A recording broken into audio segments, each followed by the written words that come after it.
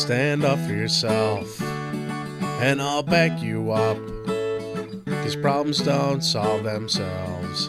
I'll tell you what, instead of would or could, I think you should.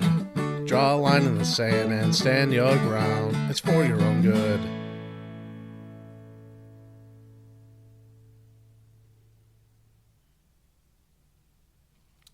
Hello, thank you for joining us again for another episode of The Voice of Families and Addiction. My name is Roy Poyan. I'm a certified mental health coach, also the founder and director of Families Impacted by Opioids. I'm excited about today's episodes. We're actually going to do a series of 7, and we're covering the 7 Habits of Highly Effective People, Stephen Covey's book. And I'm pleased to be joined by Rex the Renaissance Man. Rex, Yes. Welcome to the show. It's a pleasure to be here. Thank you for having me. Thank you for having me. Yes. Rex is out of Akron, Ohio, and we're located here in beautiful Brunswick. And what we want to do today is we're asking you, as the listening and viewing audience, to pick up a book of Stephen Covey's The 7 Habits of Highly Effective People, and put that in front of you, and then we'll kind of guide it's not a book review, but it's a discussion. What we want to do is we want to make the 7 Habits as content very real, very usable, very approachable. And we believe that whether you're going through a family that's dealing with Alzheimer's, a family that's dealing with life-changing issues, even like getting the kids ready to go off to prep school, college, start a new job, tech school, whatever like transitional life is presenting the family and the individual family members, that they have this under their sleeve, that they've taken the time to understand what are the 7 habits of what would be considered a highly effective person. So let's get started. What do you say, Rex? Yeah, I'm ready. Okay, For great. sure. So we're going to start off in the beginning, and we're not going to go through the whole overview because it describes the entire book. And to be honest with you, I know maybe you experienced the same thing or will, but it seems a little overwhelming. But we do have some issues here that I think are important to point out. And he's starting off, Rex, with the topic of inside out. Yes. And I think that's a good way to start our dialogue as we look at these topics and these 7 habits. The inside being us. Right. And what does he mean by the outside? So basically what he was covering is whatever we see the world as is a reflection of how we see ourselves. Okay. So, for instance, however we judge ourselves, if we don't give ourselves grace, then we judge the next person the same way. But oftentimes that's not true, you know.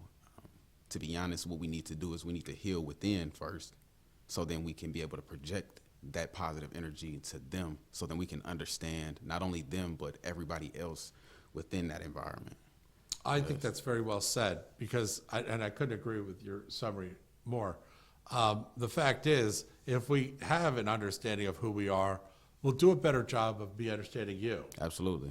And then we can then, it almost sets the playing field for, okay, but in 7 Habits, we're doing this like constant review of different parts of who the word you is. Right. And that's the beauty of what Mr. Covey is challenging the readers and people that are using this material to help structure their lives. Let me tell you, the most successful people in the world will tell you that this book is one of their key guidestones to the way that they've lived their lives in a way that it's made them helpful. You could talk to preachers, athletes, all kinds of people Exactly. have taken advantage of this. So let's dig in a little bit deeper. And I'm do it. somewhere around principle-centered paradigms. And I'm on page 32 for our listening audience. And we're taking a look at the character and the ethics, meaning how the character conducts itself. It's kind of, I don't want to use the word fundamental, but it's kind of like understood that we have certain principles. We definitely do. Yeah. So what do we mean by when we say principles? So when we're talking about principles, we're talking about like a universal language, a universal law that can be applied to anything. Okay. And for instance, since we're on the topic, we're talking about personality ethics versus character ethics. Okay. You know, you can be a very charming person. You can have the gift of gab. You can have your way, you know, with, you know, the aesthetics. Right. But if you do not have, you know, integrity, if you do not have courage, temperance, you know, you don't have patience, you know, it pretty much, how do I want to say, it discredits who you are. Oh. Yes. Okay. So we have to focus on sharpening our characteristic traits in order to become a better person. Okay. There are a lot of talented individuals in the world who are poor people. Uh-huh. Yes. And I see that in my community a lot, you know. So wealth doesn't necessarily describe the concept of rich. No, two different things. Right. You can be, to be rich is to have several things. Mm-hmm. To be wealthy, that's something that, you know, it has more longevity to it, to where it's like, it's more about relationships, you know. I'll give you a better example. Okay. Is money can buy you what you want, but your face card can get you wherever you need to be whenever you don't have that money. Okay. Yes. Okay. So then the out part, and we're just going to move a little bit further into this overview. Absolutely. I'm turning over to page 45. And a lot of people have seen this, what they call in psychology, this ink blot. And an ink blot kind of like gives you an image, a kind of like a sketched image. And somebody might sit there and say, well, that's a bat. And then another person might say, no, that's just a circle with two like little ears on the side of it. In this case, they're showing what the first on page 45. What I see, and you may see it differently, I see an old woman with a nose and her mouth, and like what might be a scarf over her head. But then when we're asked to take a closer look at it, you can actually see a beautiful woman when it's presented in a different shade, and the characteristics of the shading actually takes the person into a different perspective. Right. And then the question is, well, so, you know, what's the shading? Well, Stephen Covey is basically saying the shading is your principles and how you use who you are to view something. Let's take, for example, I'm sitting at a stoplight and I see a guy and he's running for the bus. Okay. And the bus is about to take off and he's banging on the door, kind of running alongside of it, begging the bus driver to stop. We can all put that picture in our mind. And I sit there and I think, the guy should have shown up earlier. Yeah. Whereas another person might sit there and think, that bus driver should have stopped for Right. him and been nice. Just because the guy was a little bit late. And they're more understanding of the fact that I've been late before. Right, right. So, but my principles might be, you show up on time and you get rewarded by the fact that you showed up on time. And I believe that wholeheartedly, because I like to show up, you know, at least maybe I'll say, if I have a meeting, I like to show up maybe about 45 minutes ahead of time, so Right. then I can prepare. Yeah. You know. Yeah. But you know, like it says, you know, paradigms are really just perspectives of how we view things. Okay. Until we understand from that other person's point of view. You know, like you said, you know, he could have been late, or maybe the bus driver could have been in a rush. But we A lot of won't know until characteristics. exactly. Totally out of our control. Exactly. And we'll talk more about the sphere of influence Right. in a future episode. But right now, let's take a look at a little bit about be proactive. That's the first. So now we're getting into the habits and not the overview. And when we're starting to look at be proactive, we're looking at the fact that we are either receiving a stimulus or responding to a stimulus. Right. There isn't much else going on in our life. We're constantly receiving stimuli, and we're constantly responding to it. And then Stephen Covey says on page 71, a little bit more involved here. Because when we take in the stimulus, we maturate it. We kind of like, we chew on it. We add ourselves to it, and we add our principles to it in order to kind of like understand it better. Right. You know, what was this? The dog barked. Okay. Should I be barking? I mean, should I be alerted? Should I say, shut up, stop barking, and not pay any attention? The dog barked for a reason. Right, right. Okay. And we have to understand. And I look outside, I say, oh, there's somebody in the yard. Exactly. Okay. And that's my perspective of looking out and not just inward. Right. So in a stimulus, You can't be so quick to judge. right, You have to take time to understand. right. And to be honest, I as a person had to learn that, throughout time, because my understanding isn't the only understanding. Okay, so would you say it's correct to say we might want to take time to gather the facts? Definitely. And then if there was Covey's discipline of being proactive, well, that means we're pushing ourselves out. Does that mean we're pushing ourselves on other people? Yes. We're not being considerate. Okay. We're not taking into consideration of what that other factor is going through. Right. Until we communicate and comprehend to understand. See, the thing is, you know how they say communication is key? They forgot to put in comprehension. Oh, that's an interesting Yes. perspective. Yeah. Okay. It's almost part of the word. Yes. Communication, Yes. comprehension. So would responsibility, can we play this word game again? Yeah, definitely. Response Yeah. and ability? Yes. So you have a responsibility in how you respond. Exactly. You have an ability on how you respond. Yes. Isn't that a lot of what we're doing when we're thinking about being proactive? Yes. How much in our communities do you think not being proactive affects the outcome in our lives? Oh, it affects it a lot Okay. because we're being ignorant to what we could, of course you can't control everything. Right. But if you control yourself Right. and somebody else can control themselves, then, we're getting somewhere, Yeah. for sure. So to be proactive, like I said before, you have to take into consideration of what is going on around you. Okay. The stimuli. Yes. Not just the stimuli, but the environment that the stimulus is in. Absolutely. So I'm in a restaurant and somebody stands up. I took a de-escalation course in Cuyahoga County on how to de-escalate Yes. a situation. And then we received like a week-long in-classroom, and then we went out and practiced it in a kind of a village that they actually have over in Parma. And one was a bank, and they actually had like a bank, and you would go in there, and the role was that you were standing in line, and somebody was very frustrated with the fact that they had to wait. They pushed themselves to the front of the line. And the question is, now how do you help that person de-escalate? And one of the things that we had to take into consideration is they may have a mental disorder. Yeah. Okay, so we can't just assume that they might be, just like us. I'm not saying, most of us Right. have some kind of mental disorder at some point in our life. So the fact is, we want to consider the environment that the stimulus is being presented in, and then we have to evaluate how much control do we have over that. Right.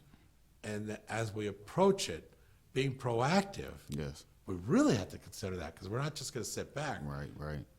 Doesn't proactive in 7 Habits create the foundation for all the other 7 habits? Absolutely.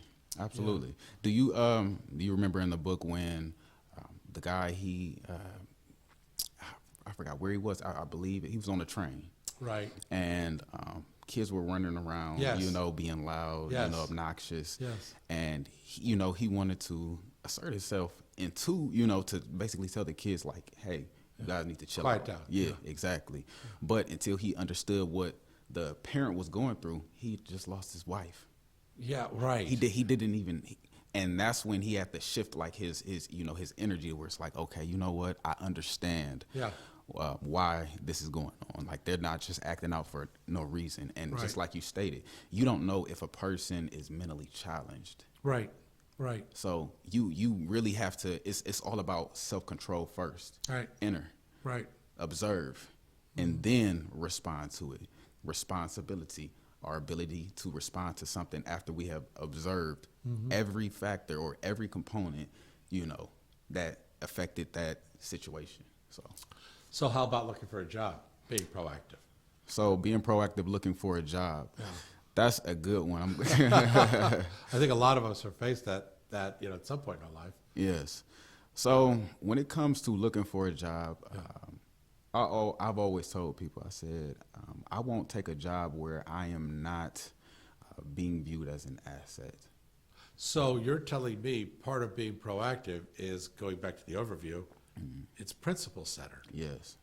So you first, before you act in being proactive, you need to Yes. consider What are my principles? Exactly.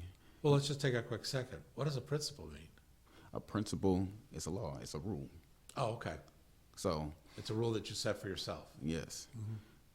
So, and the thing is, principles were established before, we were here in existence. True. Yes. Yes. So you have to understand principles in order for you to conduct yourself a certain way. Right. Do unto others as you would have them do unto Exactly. you. God loved us first so Yes. that we could love others. Exactly. So in a Christian Judeo society, Yes. it's acceptable for us to conduct ourselves and hopefully have expectations that others are inclined to do the same, which Right. creates a society. Right. And a society is a gathering of communities. Right. And a gathering of communities is a gathering of families. Exactly. And a gathering of families is individuals in the family. Yes. And that individual in the family is characteristic of based on their principles. Yes. Which loops us back around to the top again. Yes. Yes. So with that in mind then, we are kind of completing the idea that Stephen Covey says of self-awareness on page 74, imagination, consciousness, and your independent will. Yes. So as we start to say, okay, I think of being proactive is take the initiative. Yes, be you proactive. have to. And to go back to your point when you had asked me about, when it came to a job, you have to first off, once you find out who you are and understand what your purpose is, then you can be proactive. Okay. And be an asset to whatever, organization, whatever job, I don't care what it is. You're already practicing those characteristics within, that environment. So, yes. For many of us that might fall in life, we find ourselves saying, okay, I've got to get up again and Yes. get up back on my feet. So I'm going to write a plan, a mission statement about Okay. myself. Characteristically, this is who I am. This is what I believe, and this is how I choose to conduct myself. I'm going to challenge the audience that it would be a good idea for us to all write that down for ourselves. What is your personal mission statement? And how are you involving the facts of your principles into that mission statement? It should be longer than maybe a 3-sentence paragraph. Okay, it's not a full page Right. paper. It's something that you could actually say to somebody in an elevator before you get off the elevator at the 14th floor. Yes. So with that in mind, when we're looking at being proactive, sometimes people say, well, you're either proactive or you're going to be left behind. Pretty much. Okay. Yeah. So it's act or be acted upon, which is, Yes. by the way, one of the paragraphs on page 76 for our listening audience. And Stephen Covey talks about the language of being proactive. Let's just go through it. I'm going to say on page 78, Rex, why don't you read the proactive language, and I'll add the reactive language. I'll say one, and then you say what its counter is. All right. There's nothing I can do. Let's look at our alternatives. There's just, this is just the way it is. This is who I am. I could choose a different approach. He makes me so mad. I can control my own feelings. Can you? They won't allow me to do that. I can create an effective presentation.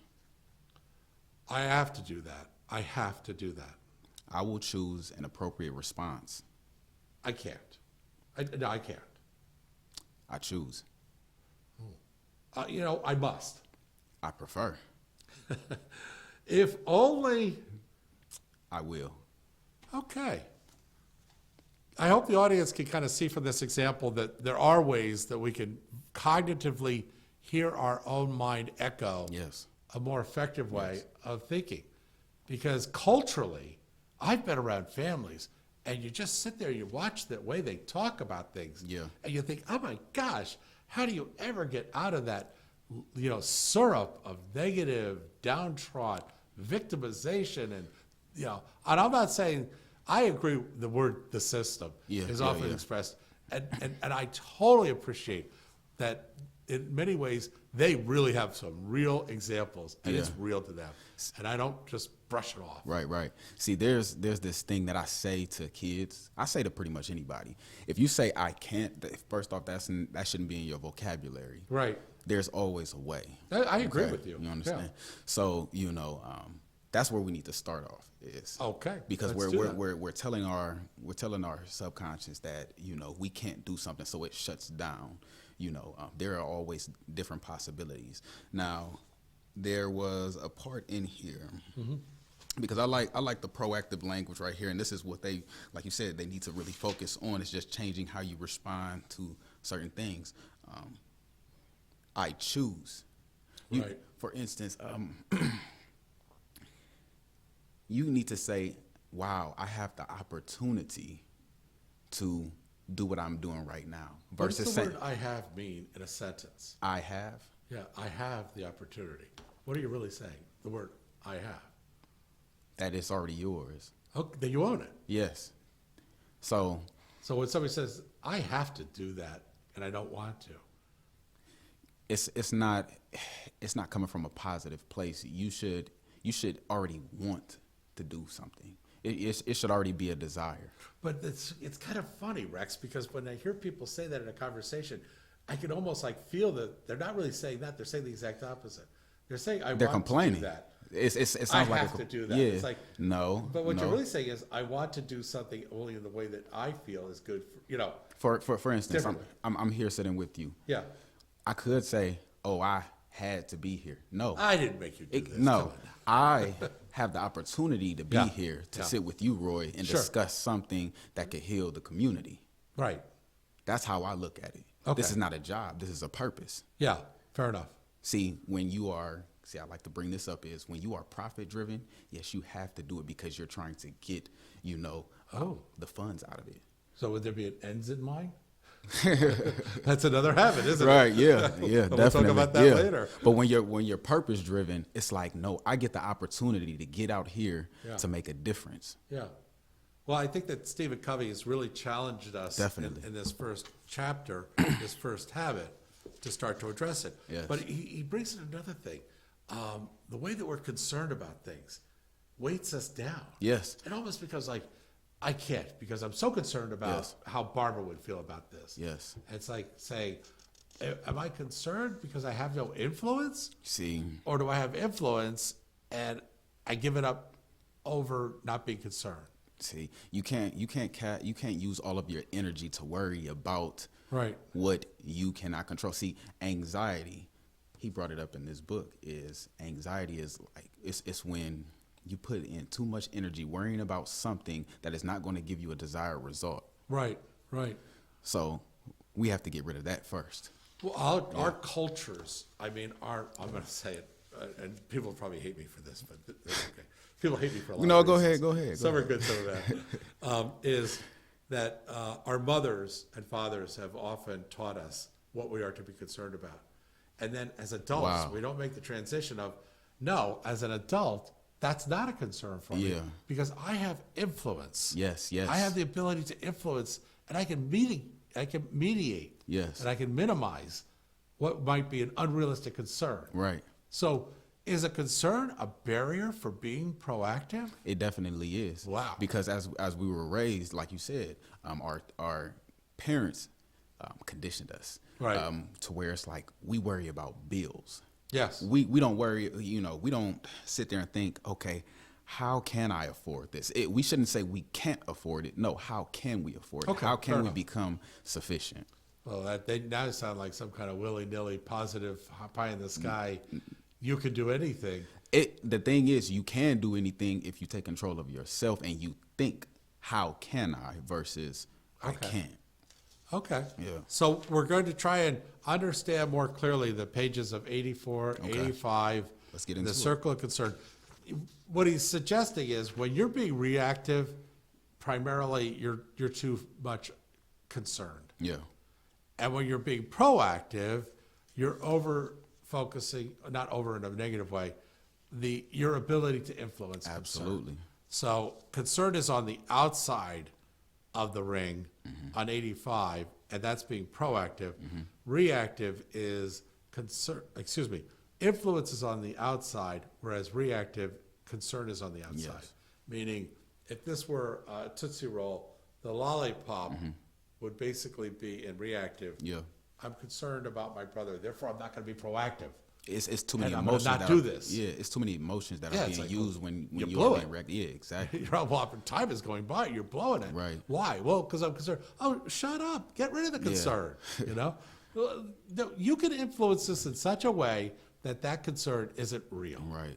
Okay. Absolutely. So we need to be aware of Definitely. concern and what it does to us. The haves and bees. If only I had, and I'm on page 89 now. And the bees. If only I could be. These are limiting statements. Yes. If only I had. If only I had a boss. If only I had more of. If only I had more obedient kids. If only I had. These are defeative attitudes towards being proactive. Yes. Aren't they? Yeah. Yes. Now let me ahead. ask you something. Please Do you read the Bible? I do. often? Okay. Yeah. So have you ever? Now my mentor, he brought this up to me. Okay, fair enough. Big shout out to him. You can mention their name if that's Yes. okay. Shout out to Steve Bewey. Shout out to him. God bless him. Yes.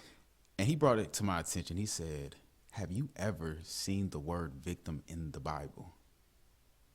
You know, I can't answer that. I've never looked for it. Exactly, because it's not there.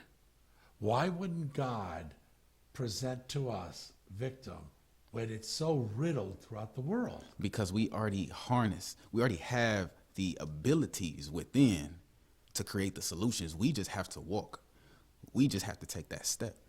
Okay, so what you're saying is characteristically within ourselves, going back to Stephen Covey's first overview, Right. and then going to being proactive, we already have what's inside of us to be proactive. Definitely. Okay. We don't We we just don't let other things like concern, Yes. and I have, Yes. and I need, and I be. we look at superficial things. We look at, external sources to empower us. But the thing is, we don't need that. We have it. We just have to search within. And I try to tell people, I'm like, the reason why I call myself Rex the Renaissance Man is because I had to learn about myself of how am I going to take these gifts that I got in order to serve others around me. Fair enough. Okay. Well, I hope that this is helping people to kind of cut through some of the material here, because we are asking that you take it upon yourself to read this book as you follow along with us, as we kind of have a dialogue with it. And Yes. What it means to us. We're on chapter 2 now, and when we come back in for our next episode, Definitely. we'll I look be forward to it. Yeah, me too. We'll be talking about beginning with the end in mind, and I love that. Yes. I was past field artillery while I was on active duty, a lieutenant, and then promoted to captain. And your ability to have the end in mind was everything about how much ammunition you'd gather. Yes. You would talk to other people about how they're going to airplay in your plan. Yes. And you would say, okay, if I do this, where are you going to be out in front of me? And Yeah. but we do that in life too. No man's an island kind of thought.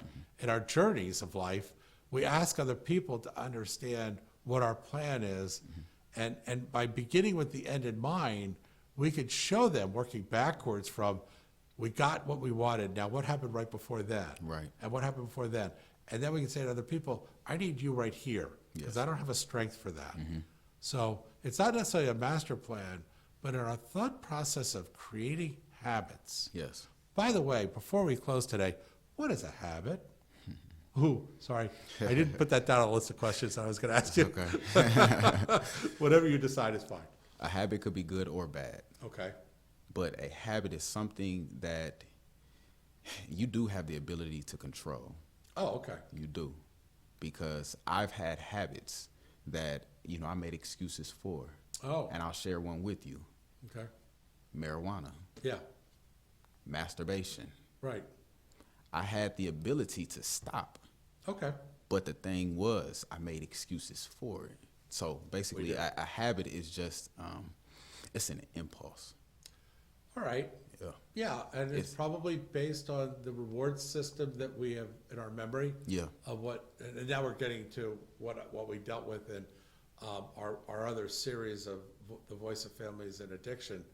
But we could sit there and say we get a certain dopamine dump Yeah. from our neuronal firing based on a memory, based on an agreement inside our mind that we will be rewarded if we do that. Yes. And so we have to cognitively, as a behavior, take an accounting of that particular trigger Yes. that says, use this habit. Yeah. It's like, no, wait a second. We've already decided we're not going to do that. Right. And hopefully, everyone, the 7 Habits was, as a book and a review, will help us to start us on that journey. I want to thank you again, Rex, for joining me. I look forward to I our appreciate next you. discussion here on the Voice of Families and Addiction. God bless you all. Salute.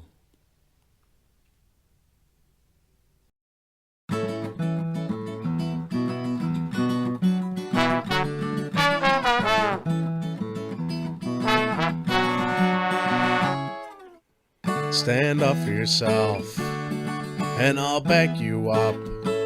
'Cause problems don't solve themselves. I'll tell you what, instead of would or could, I think you should. Draw a line in the sand and stand your ground. It's for your own good.